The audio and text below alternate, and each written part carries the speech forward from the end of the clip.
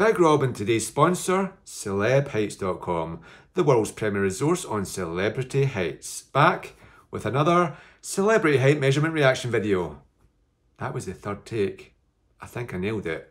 Today we're talking about Kevin Hart, a very funny guy, in fact the world's second funniest man, and a famed actor who's appeared in some fantastic films, Jumanji being my favourite, and he's not such a tall guy or an average guy. He is, self-admittedly, short, but just how short? Well, fair play to Kevin, along with Jimmy Fallon, or Kimmel, I get those guys mixed up.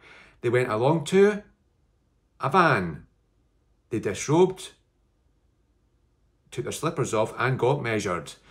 Fair play to him. We're going to watch that measurement and see how good or bad it is. Are you guys ready? Brace yourself for Kevin Hart's official measurement.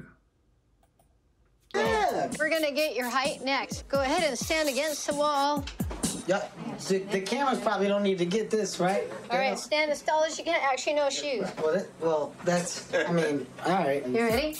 Shoes. Great, walk away. 6'2". You're putting a box of cartridge labels on his head? Stop. What is that? 6 what? seconds, 5'4 1/4. All right, all right. The height stuff Stand as is... tall. Oh boy. We just saw Kevin Hart measured at 5'4 1/4. Okay, let's break this down. That measurement was a little bit iffy. There were a few issues with it. Now, firstly, they do use a tape measure.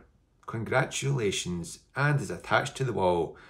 They've put 5 foot beside 60 inches. Well done. You've got the figures right. However, this is where it starts to become interesting. If you notice something in the video, at one point, we see Kevin take off his slippers, okay? Which is good. You don't want to measure in slippers or shoes unless you're doing a sneaker measurement video like myself. But if you notice something, there is a metal grid, like an aircon unit on the ground.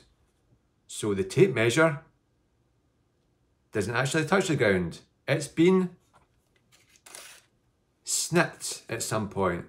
So whoever attached the tape measure had to figure out where 5 foot was. And now that grid comes out a few inches and it kind of bends. So the person probably put the tape measure at the bottom, bent the tape along the wall like that, and that would easily add maybe ½ an inch of extra height.